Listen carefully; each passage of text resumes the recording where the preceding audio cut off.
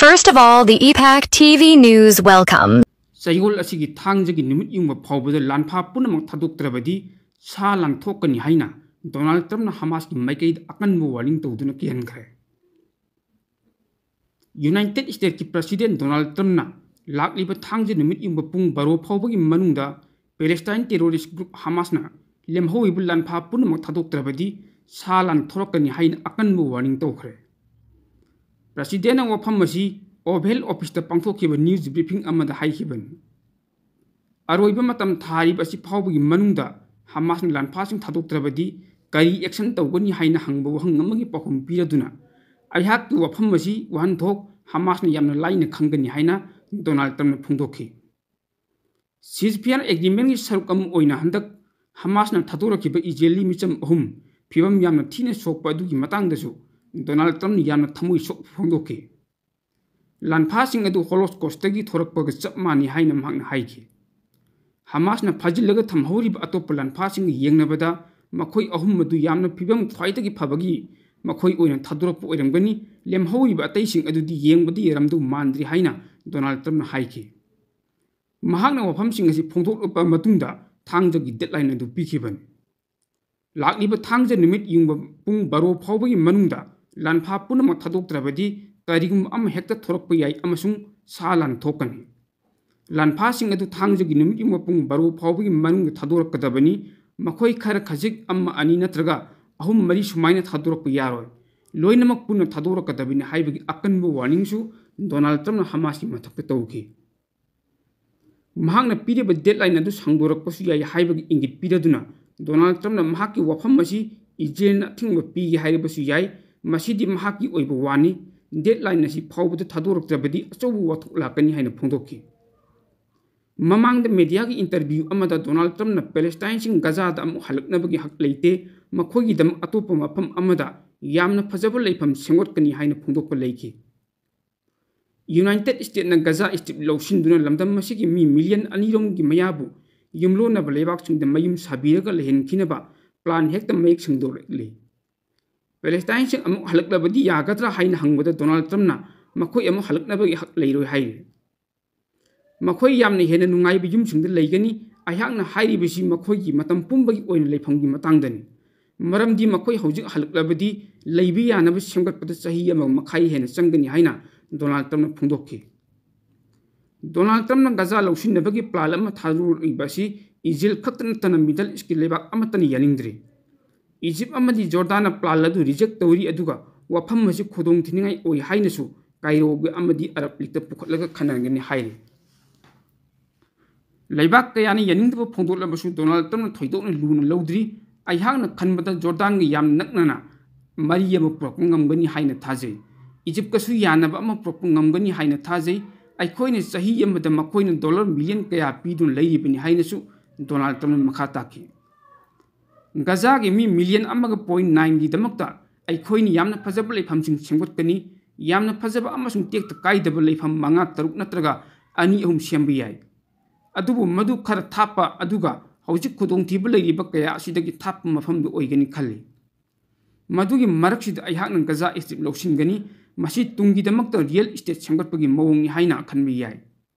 Gaza asi yamna phajaba lamdam ama soidana oihengani hainasu Donald Trump na makhatana phongdokhi. Pawsing asing mari linaba atopa pawamana Israel amadi Hamas ki marakta ceasefire thamkhaba matungda Gaza da tengwangi pochai sing pibagi chang yamna hengalakli hairi. Israel amadi Hamas ki marakta ceasefire thamkhaba matung tarakpada Gaza da tengwangi pochai sing pibagi chang asi ningthijana wangkhalakpa thengnare hairi. Hamas ki maikaidagi ningthaukaaba numita lawthokhiba wafam amada makha taba notice ama pirakti phawbagi oinadi Hamas na Israel gi hostage sing thadokpa leplagani. Palestine militant group asigi maikaidagi thadok libi yanakhiba wafam adu thuwai haina maral siri. Masina maram oiraga hawkhiba tha 15 chupna chatharakhiba conflict asi amuk nauhona na hawrakpa yabagi phibam lei. Humanitarian gi oiba tengmangi pochai sing adu Gaza da pibagi chang asi ningthijana hengalakpa ngamle. Masida maru oina mobile house lising humfu amadi 10 lakh kun hena piba ngamkhre. Masigi mathakta achoba machine sizinaduna yung ati kaya su sengdokpagi thabak kanna chathari hairi. हौजिक गजा तेंबांग पीबगी थबक चथरिबा असिदा UN Humanitarian Office की spokesperson ओइरिबा James लाइरेकेना जेनेवा प्रेस ब्रीफिंग अमद फोंदोरखिब वारोल अमगी मतुंग इन्ना अखोइना ह्यूमैनिटेरियन की ऑपरेशन चथरिबा असिदा मरुओइना लानगी अवाब चैथिंग मयोकनरबा पैलेस्टाइन सिंग अदुदा चाना थक्नबा चिंजाक मेडिकल अमदी लाइफम चफम ओइना सिजनबदा मतेंग ओइगदबा पोचे कया अमसु मतेंग पीरी चलिबा थासी अंगन सरुक्तसु एड ऑफिशियल सिंग फोंदोखिब वफम अमदा तेंबांग पीबगी थबक असिदा मरुओइना लाइफम चफम ओइना सिजननबा इक्विपमेंट पीरी इजराइल नदी UN Humanitarian ऑफिशियल सिंग पीदिबा तेंबांग की पोचे सिंग अदु सिविलियन अमदी मिलिटरी की ओइब लमद सिजनबा याई हाइना फोंदोकपा लेग्रबन पैलेस्टाइन सिंग की माइकैदगी इमरजेंसी एड ओइना डॉलर मिलियन कयागी सेनफम मतेंग पंगबिनबा तक्छल्ली मसिदा मरु ओइब इजराइल एयर स्ट्राइक चथबदगी युम कै लेफम चफम लेत्रिबा असि अथुबा अकाई ओइना लेबियाबा युमसिंग सानबा होटनबदसु मतेंग पंगबिनबगी वफम तक्छल्ली इजराइल की माइकैदगी दी तेंबांगी पोचै पीबदा अथिंगबा पी हाइदुन यानिंगदबा फोंदोकली गजादा तेंबांग पीबा संगलिबा ट्रकसिंग अदुदा 10 पोलसिंग सप्लाई तौबदा अथिंगबा पी हाइबगी वफमसु लेरिबन इजराइल मिलिटरी एजेंसी नदी 10 लाख अमरोम हेना गजादा लेरिबा पैलेस्टाइन की मियामदा पीखरे मासी सीजफेयर चतनबा हौख्रबा मतुंग तरकपदा चतरखिबा थौंगनि हाइनसु पावोसिन मखातारे नकल मरोमदा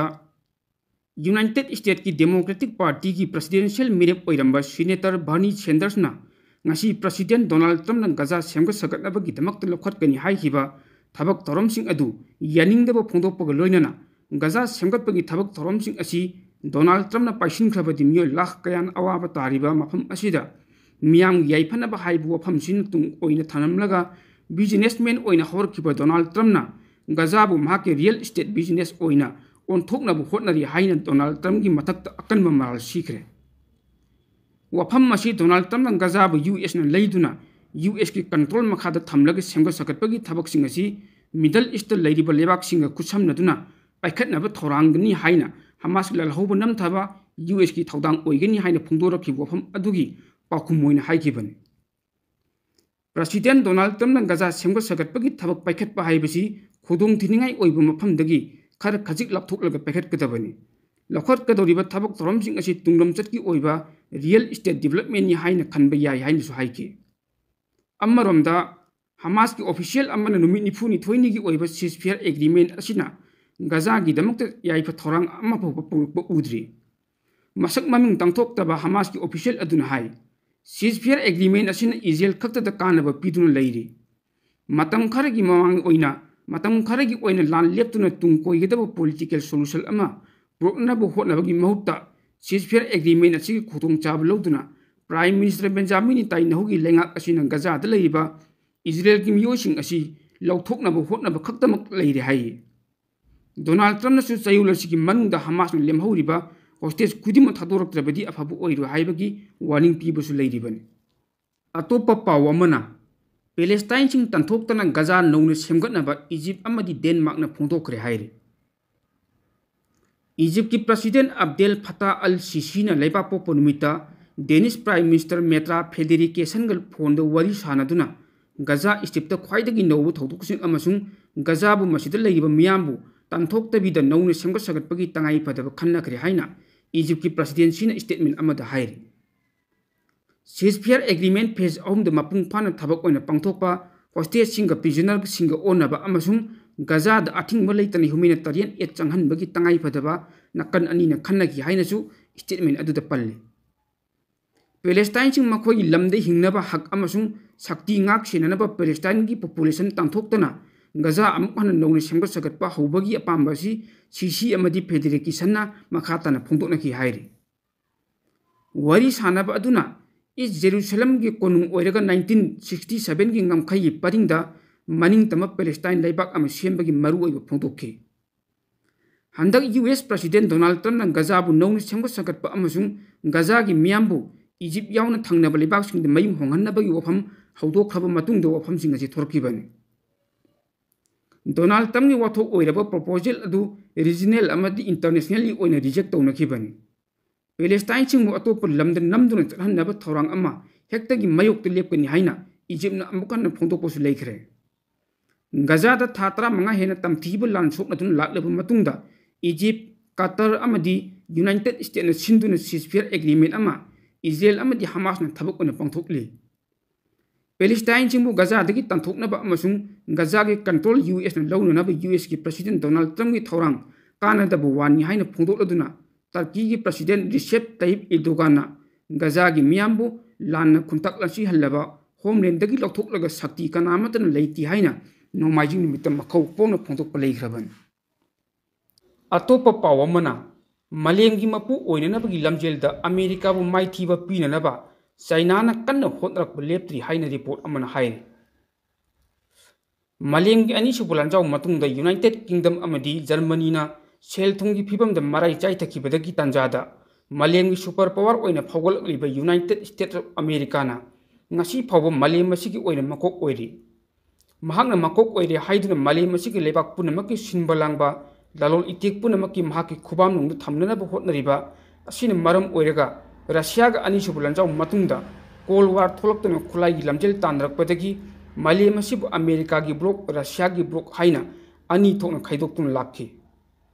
Adubu lan toina thengnabana maram oiraga Russia gi economy gi phibum sokchin kibadagi mayamna thada nungdaba mongda leibak am oiramba China na linkhalактuna ngasidi malem gi lebak singi makuk oinanaba lamjelda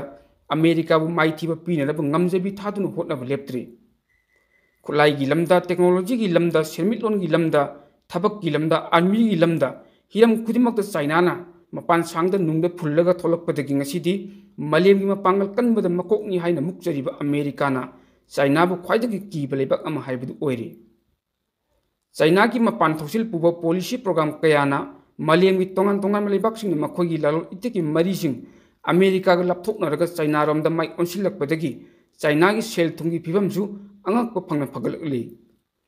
Khulai gi lamda amari technology gi lamda su China na anu anauba kaya puthorakpadagi malem gi lebak sing makhoi khulai gi mayon China da thamnarli haina su report sin makhatari. Malem gi tongan tongan mafam thokko thodok othok singbu miyam di honduna miyam gi mina kong oheliba Ipak TV News haiba News Network ni YouTube channel amadi Facebook page asibu adomna like share comment follow amadi subscribe to viduna tung koina miyam gi seva to ngamnanaba support to wi haijar.